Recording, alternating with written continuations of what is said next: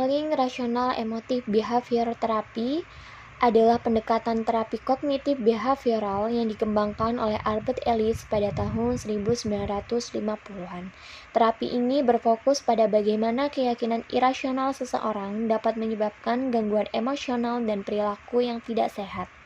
Dalam perspektif konseling rasional emotif perilaku, memandang perilaku bermasalah merupakan tingkah laku yang didasarkan pada cara berpikir yang irasional. Adapun ciri-ciri berpikir irasional adalah tidak dapat dibuktikan, menimbulkan perasaan tidak enak, kecemasan, kekhawatiran, prasangka yang sebenarnya tidak perlu, menghalangi individu untuk berkembang dalam kehidupan sehari-hari yang efektif. Tujuan utama dari REBT adalah berfokus pada membantu konseli untuk menyadari bahwa mereka dapat hidup rasional dan produktif. Kemudian tujuan dasarnya adalah mengajarkan konseli bagaimana merubah disfungsional emosi dan perilaku mereka menjadi pribadi yang sehat. REBT berlandaskan pada konsep ABCDE. Yang pertama ada activating event, yaitu peristiwa yang memicu respon emosional. Yang kedua ada belief, yaitu keyakinan individu terhadap peristiwa tersebut, bisa rasional atau irasional. Yang ketiga ada consequence, yaitu konsekuensi emosional dan perilaku yang muncul akibat keyakinan tersebut. Yang keempat ada disputing, yaitu proses menantang dan mengubah keyakinan irasional. Yang kelima ada effective new belief, yaitu keyakinan baru yang lebih rasional dan adaptif. Teknik-teknik dalam REBT yang pertama ada pelaksanaan pekerjaan rumah, yang kedua ada desensitisasi, yaitu teknik yang melibatkan relaksasi di mana klien diminta untuk menggambarkan situasi yang paling menimbulkan kecemasan sampai titik di mana klien tidak merasa cemas. Yang ketiga ada pengondisian operan, yang keempat ada hipnoterapi, yang kelima ada latihan asertif, yaitu teknik yang membantu klien untuk menyatakan atau menegaskan diri di hadapan orang lain, dan yang ditekankan dari teknik ini adalah cara berkomunikasi. REBT sering digunakan dalam menangani kecemasan dan stres, depresi, masalah hubungan sosial, dan perfeksionisme dan rasa takut gagal. Ya.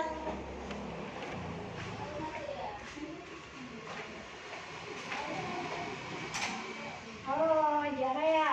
Mana masuk? Silakan cari tempat duduk yang sekiranya Jara nyaman. Di sini boleh, Bu? Ya, boleh, silakan Jara duduk.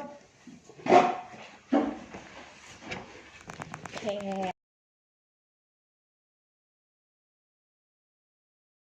Oke, gimana Jara? Udah nyaman duduknya? Udah kok, Bu. Oke, sebelumnya kita perkenalan diri terlebih dahulu ya. Jara, perkenalkan, saya Laras. Di sini saya sebagai konselor. Mungkin Jara bisa perkenalkan diri terlebih dahulu, siapa nama panjangnya, kemudian apa kegiatannya sehari-hari. Ibu, nama saya Zahrani Alia. Kesibukan saya sehari-hari sekarang lagi ngampus aja sih, Bu. Oke, jadi Jara sekarang lagi kuliah semester berapa kalau boleh tahu? Semester 2, Bu. Oke, gimana kuliahnya? Lancar? Alhamdulillah sih, Bu, tapi ya gitu, banyak tugasnya. Oke, tadi kesini naik apa? Tadi waktu kesini naik ojek online, Bu, kebetulan. Oke, gimana perjalanannya? Macet nggak? Nggak terlalu macet sih, Bu, lumayan lancar tadi. Cuman waktu mau kesini agak ada salah gang tadi, Bu. Oke, nggak apa-apa. Yang penting udah nyampe sini ya. Iya, Bu. Oke, sebelumnya Jara udah pernah melakukan sesi konseling atau belum? Belum pernah, Bu. Ini baru pertama kali.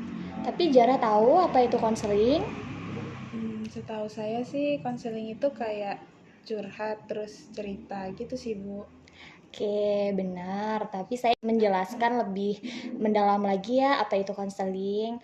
Oke, Jara, jadi konseling itu adalah proses pemberian bantuan untuk individu yang bertujuan untuk mengarahkan individu, menyelesaikan masalahnya, kemudian mencari solusi dan mengembangkan individu.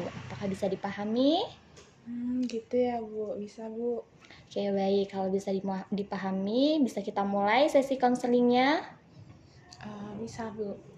Oke, tapi sebelum kita memulai sesi konseling, saya izin menjelaskan ya asas-asas yang akan ada di dalam sesi konseling ini. Iya, Bu, silakan. Oke, baik. Jadi di dalam sesi konseling ini ada beberapa asas, Zahra. Yang pertama itu ada asas kesukarelaan. Sebelumnya Zahra kesini itu ada tanpa adanya paksaan atau ada paksaan dari orang-orang sekitar seperti orang tua atau teman-teman Zahra? Enggak kok, Bu. Saya kesini dengan sukarela. Saya memang lagi pengen cerita sama curhat gitu. Nah, oke, baik. Nah, itu yang dinamakan dengan asas kesukarelaan. Oke, jadi yang kedua itu ada asas keterbukaan. Jadi asas keterbukaan ini nanti diharapkan Zahra bisa terbuka dengan saya untuk bercerita yang Zahra alami dan yang Zahra rasakan dengan tidak ada yang ditutup-tutupi. Tujuannya supaya sesi konseling ini bisa berjalan lebih efektif. Nah, kemudian yang ketiga itu ada asas kerahasiaan. Mungkin Zahra masih takut ya dan ragu untuk bercerita dengan saya? Iya, Bu. Saya masih takut kalau cerita saya bocor kemana-mana.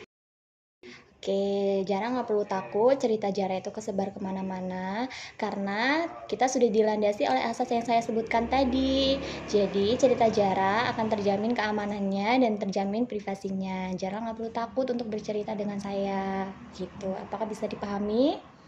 Oke, Bu, kalau gitu. Oke, kemudian saya izin ya untuk menjelaskan kontrak konseling. Jadi sesi konseling ini akan berlangsung selama 25 menit. Nah, nanti apabila waktu sudah selesai dan dirasa Zahra belum menceritakan semua cerita Zahra kepada saya, masih ada unek-unek yang mengganjal di hati, mungkin nanti kita bisa jadwalkan kembali untuk melakukan sesi konseling selanjutnya. Oh, gitu ya, Bu. Oke, Bu. Nah, oke, baik. Kemudian nanti di dalam sesi konseling saya izin ya untuk mencatat beberapa poin-poin penting. Tujuannya supaya cerita Zahra ini tidak terlewatkan, begitu. Oke, Bu. Oke, kalau Zahra udah ngerasa nyaman dan Zahra udah siap untuk konseling, Zahra boleh ceritain apa yang dirasain oleh Zahra akhir-akhir ini sehingga Zahra mau datang ke sini untuk konseling dengan saya. Silahkan. Jadi gini, Bu. Saya tuh sering ngerasa takut banget gitu loh, Bu. Kalau saya harus bicara di depan umum atau di depan kelas gitu. Rasanya tuh kayak tangan saya tuh gemeter, terus saya keringet dingin, saya kayak ngerasa nervous, terus akhirnya apa yang mau saya omongin tuh jadi ngeblank terus hilang gitu, Bu. Oke, jadi Zahra ini ketika berbicara di depan orang banyak atau sedang presentasi di depan kelas, Zahra itu merasa cemas dan panik, begitu ya? Iya, Bu, rasanya seperti ada tekanan gitu loh, Bu, di dalam diri saya. Saya takut salah ngomong, terus takut kayak diketawain gitu sama teman-teman. Oke, saya paham sekali apa yang Zahra rasakan. Tapi kalau saya boleh tahu, sejak kapan Zahra merasakan perasaan seperti ini?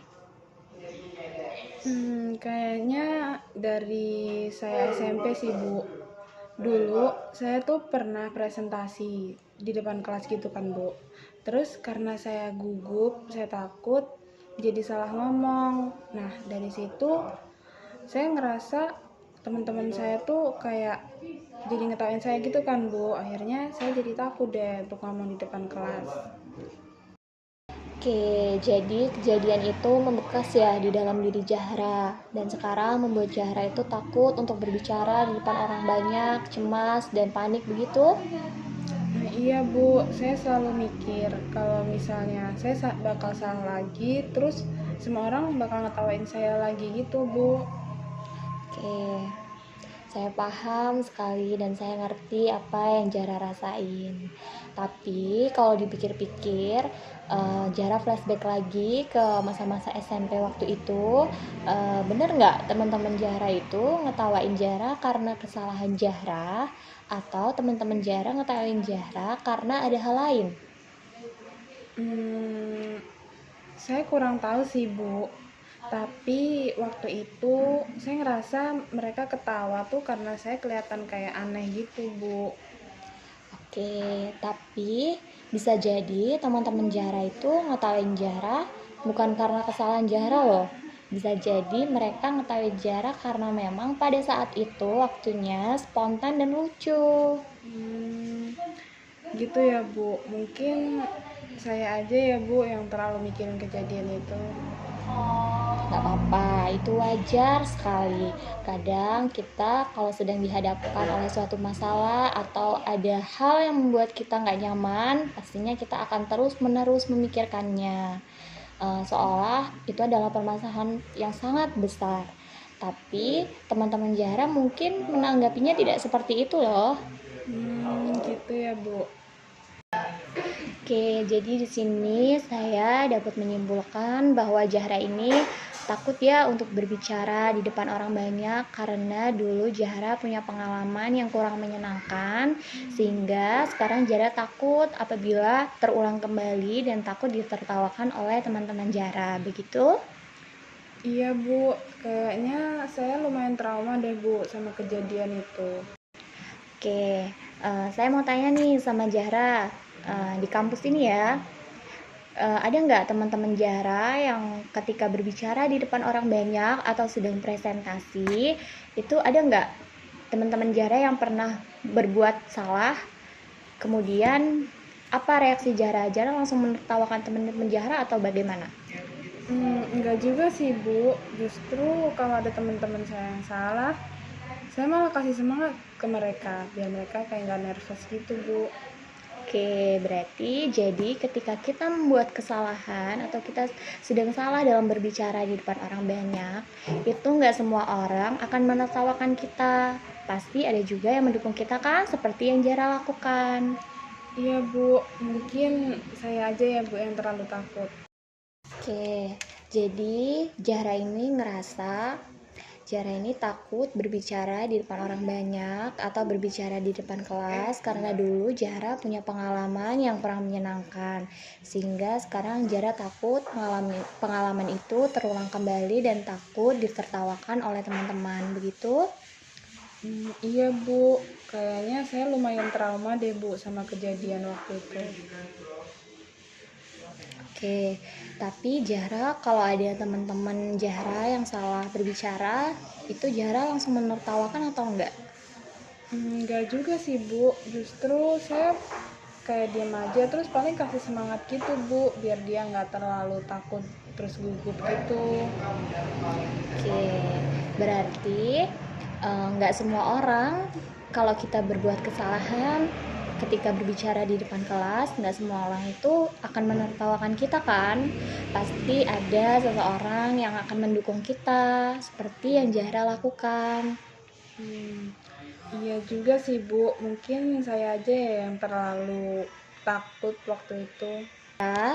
Saya mau tanya, kalau semisal ada teman Zahra yang takut untuk berbicara di depan kelas, biasanya reaksi Zahra apa? Saya bakal dukung mereka sih, Bu. Berarti kalau gitu bisa jadi ada teman-teman Zahra yang mendukung Zahra kalau harus berbicara di depan kelas kan, bukan malah menertawakan Zahra. Oh, iya juga ya, Bu. Saya malah nggak kepikiran ke situ, Bu, tadinya. Oke, coba Zahra pikirkan ada nggak sih teman Zahra atau teman deket Zahra yang bisa mendukung Zahra ketika Zahra itu takut untuk berbicara di depan kelas. Kayaknya ada, Bu. Mungkin sahabat saya ya, Bu. Dia selalu dukung saya gitu. Oke, berarti di sini ada ya seseorang yang bisa mendukung Zahra atau menjadi support system. Nah, coba sekarang Zahra pikirkan ada nggak teman dekat atau sahabat Zahra gitu yang bisa mendukung Zahra ketika Zahra malu untuk berbicara di depan orang banyak. Mungkin ada sih, Bu, kayak sahabat saya gitu, Bu. Dia selalu ngedukung saya gitu loh kalau misalnya saya lagi kayak gini. Oke, baik. Berarti ada ya seseorang yang bisa mendukung Zahra atau menjadi support system Zahra ketika Zahra takut untuk berbicara di depan kelas, begitu? Iya, Bu. Oke, sekarang saya mau Zahra coba pikirkan. Kalau Zahra terus menghindari untuk berbicara di depan kelas atau presentasi di depan kelas, kira-kira rasa takut Zahra akan hilang atau enggak? Kayaknya enggak ya, Bu. Malah saya makin takut kalau misal tiba-tiba saya harus maju gitu ke depan kelas, Bu. Nah, benar, semakin Zahra menghindar, akan semakin besar pula rasa takutnya. Tapi kalau Zahra mulai pelan-pelan dan tidak menghindarinya, kira-kira menurut Zahra apa yang akan terjadi? Kayaknya mungkin saya lebih akan terbiasa ya, Bu. Nah, betul, betul banget. Kalau gitu, gimana kalau semisal kita coba cara supaya kamu bisa nggak takut untuk berbicara di depan kelas tanpa harus langsung berbicara di depan kelas? Maksudnya gimana, Bu? Maksudnya gini, misalnya kita coba dari hal-hal kecil terlebih dahulu. Misalnya Zahra coba berbicara di depan teman dekat terlebih dahulu, begitu. Kira-kira nyaman nggak? Kayaknya ya, Bu, kalau cuma di depan beberapa teman, beberapa orang aja gitu, rasanya nggak setegang di depan kelas sih, Bu. Nah, nanti kalau Zahra udah terbiasa, udah pelan-pelan mulai berbicara di depan teman dekat gitu, nanti berbicara di depan orang banyak itu bukan suatu hal yang sulit loh, atau bukan suatu hal yang menakutkan. Gimana menurut Zahra? Iya juga ya, Bu. Saya juga mau tanya nih, kalau teman-temanmu benar-benar ngetawain kamu, kira-kira itu tuh Zahra tuh gagal atau gimana? Enggak juga sih, Bu. Tapi rasanya tetap aja malu, Bu, kalau misalnya saya salah gitu. Oke, itu wajar kok. Tapi kalau Zahra tetap menyelesaikan presentasinya, eh, meskipun Zahra takut, tapi Zahra tetap menyelesaikan presentasi itu suatu hal yang hebat banget kok. Gitu ya, Bu. Jadi yang penting saya tetap maju gitu, Bu. Betul, jadi keberanian itu bukan berarti kita nggak takut, tapi tetap mau melakukannya sampai selesai, itu tandanya Zahra udah hebat banget. Gitu ya, Bu. Ya, begitu. Oke, sekarang saya mau Zahra mencoba menarik napas dalam-dalam, kemudian buang pelan-pelan. Oke, Bu, saya coba. Oke, kemudian saya mau Zahra membayangkan sekarang Zahra berada di depan kelas. Gimana perasaan Zahra? Oke, sekarang saya mau Zahra coba tarik napas dalam-dalam, kemudian buang pelan-pelan. Oke, Bu, saya coba. Oke, kemudian sekarang saya mau Zahra membayangkan Zahra sedang berada di depan kelas. Gimana rasanya? Masih agak deg-degan sih, Bu. Oke, nggak apa-apa. Coba Zahra bayangkan kalau teman-teman Zahra itu mendengarkan Zahra dengan tenang. Oke, Bu. Sekarang saya ngerasa jadi lebih nyaman, Bu. Oke, kemudian sekarang saya mau Zahra pikirkan kalimat yang akan Zahra sampaikan ketika Zahra di depan kelas. Saya coba ya, Bu. Nah, selamat pagi teman-teman. Jadi di sini aku mau presentasi tentang mata kuliah BK kelompok. Oke, Bu, kayaknya nggak terlalu seserem seperti apa yang saya bayangkan ya, Bu. Nah, betul sekali. Terkadang rasa takut itu cuma ada di pikiran kita loh, Zahra. Ya, Bu, saya mulai paham, Bu. Kalau Zahra latihan terus, insya Allah nanti rasa takutnya akan menghilang atau akan pelan-pelan berangsur menghilang. Oke, kalau gitu saya bakal coba untuk latihan lebih sering, Bu. Oke, bagus. Sekarang kita lanjut ke tahap berikutnya ya. Oke, Bu. Oke, mungkin Zahra bisa mulai dengan langkah pertama dengan Zahra bisa berbicara di depan cermin. Nanti kalau Zahra udah nyaman, kemudian nanti Zahra bisa coba lagi berbicara di kelompok kecil. Nanti kalau sudah bisa berbicara di kelompok kecil, nanti bisa Zahra coba berbicara di depan kelas begitu. Oh, jadi kayak bertahap gitu ya, Bu? Iya, supaya Zahra nanti pelan-pelan bisa terbiasa, lebih percaya diri begitu. Kayaknya aku bisa mulai dari bicara di depan cermin dulu ya, Bu. Oke, bagus sekali. Kira-kira kapan nih Zahra mau coba mulai mencobanya? Secepatnya sih, Bu. Mungkin nanti malam sebelum saya tidur, saya bakal coba untuk bicara depan cermin. Oke, kalau sudah dicoba, nanti mungkin kita bisa jadwalkan sesi konseling selanjutnya ya. Apakah Zahra berkenan? Oke, Bu. Saya siap kalau misalnya nanti saya mau konseling lagi, mungkin nanti saya bisa untuk menghubungi Ibu gitu ya, Bu. Iya, oke, baik.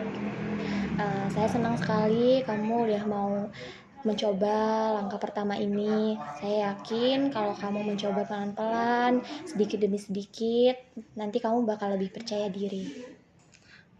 Terima kasih ya, Bu. Sekarang saya jadi lebih ngerasa tenang, terus saya jadi ngerasa lebih percaya diri, Bu, untuk kedepannya. Oke, sama-sama Zahra, semangat ya. Saya senang kamu mau berbagi cerita hari ini. Nanti kalau semisal kamu butuh bantuan, nanti kita bisa jadwalkan sesi konseling selanjutnya. Oke, Bu, kalau gitu saya bakal coba untuk latihan dulu gitu ya, Bu. Nanti kalau misalnya saya perlu, saya bisa kabarin Ibu kan? Bisa banget. Zahra, terima kasih ya sebelumnya. Zahra sudah mau berbagi cerita hari ini dengan saya. Iya, Bu, sama-sama, Bu. Saya juga terima kasih banyak sama Ibu karena Ibu udah ngedengerin keluh kesah saya, udah ngedengerin cerita saya, terus saya jadi lebih semangat gitu, Bu, untuk kedepannya. Oke, mungkin segini aja ya sesi konseling kita hari ini karena waktunya juga udah habis. Mungkin kita akhiri aja sesi konseling kita hari ini. Iya, Bu, makasih ya, Bu. Kalau gitu saya pamit pulang dulu ya, Bu. Iya, oke, sama-sama. Habis ini Jana mau kemana? Langsung pulang aja sih, Bu, ini kayaknya. Naik apa? Kayaknya saya naik ojek online lagi, Bu. Oke, baik, hati-hati di jalan ya. Iya, Bu. Saya pamit pulang dulu Oke, ya, Bu. baik. Mari saya antar. Iya, Bu.